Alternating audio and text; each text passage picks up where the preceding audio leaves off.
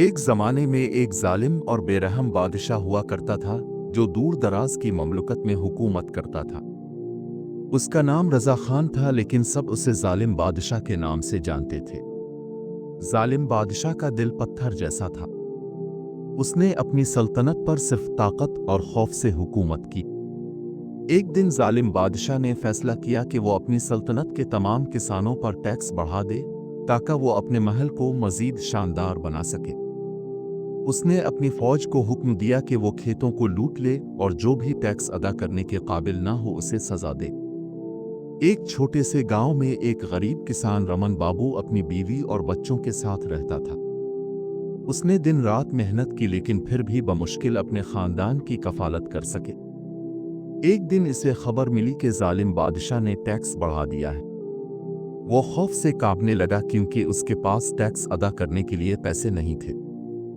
جب ظالم بادشاہ کی فوج گاؤں میں آئی تو اس نے رمن بابو کو پکڑ لیا اور اس سے کہا کہ اگر تم ٹیکس نہیں دیتے تو تمہیں سخت سزا دی جائے گی۔ رمن بابو نے ہاتھ جوڑ کر کہا، مہاراج، میری کوئی جائیداد نہیں ہے، میں اپنے کھیتوں سے جو کچھ اگ سکتا ہوں اس سے اپنا پیٹ پالتا ہوں، مجھے معاف کر دو۔ لیکن ظالم بادشاہ کا دل پگھلنے کے بجائے مزید سخت ہو گیا۔ اس نے رمن بابو کو پکڑ کر جیل میں ڈال دیا اور اس کی زمین پر قبضہ کر لیا۔ رمن بابو کی بیوی اور بچے بہت پریشان ہو گئے، لیکن کسی میں اتنی ہمت نہ تھی کہ وہ ظالم بادشاہ کے خلاف آواز اٹھا سکے۔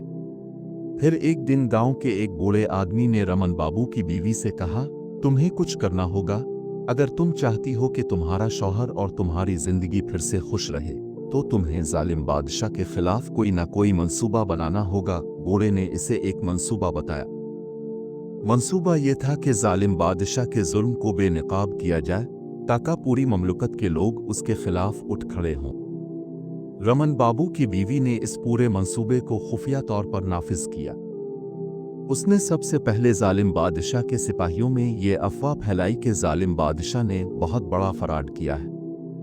یہ افواہ آہستہ آہستہ پوری ریاست میں پھیلنے لگی۔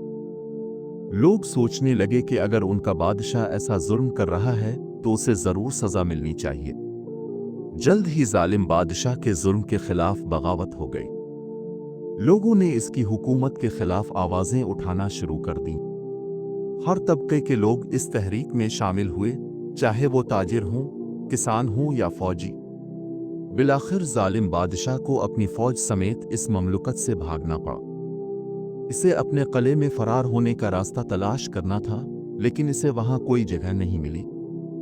ریاست کے لوگوں نے انہیں ایسا راستہ دکھایا کہ اس نے ساری زندگی دہشت اور خوف کے سائے میں گزار دی۔ رمن بابو کی بیوی اور دوسرے بہت خوش تھے۔ یہ وہ دن تھا جب ظالم بادشاہ کے مظالم کا خاتمہ ہوا اور سلطنت میں امن و خوشحالی لوٹ آئی۔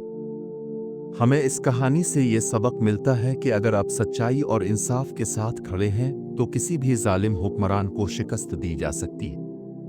ڈر کے مارے کبھی کسی کے خلاف آواز نہیں اٹھانی چاہیے، کیونکہ سچ کی جیت ہوتی ہے۔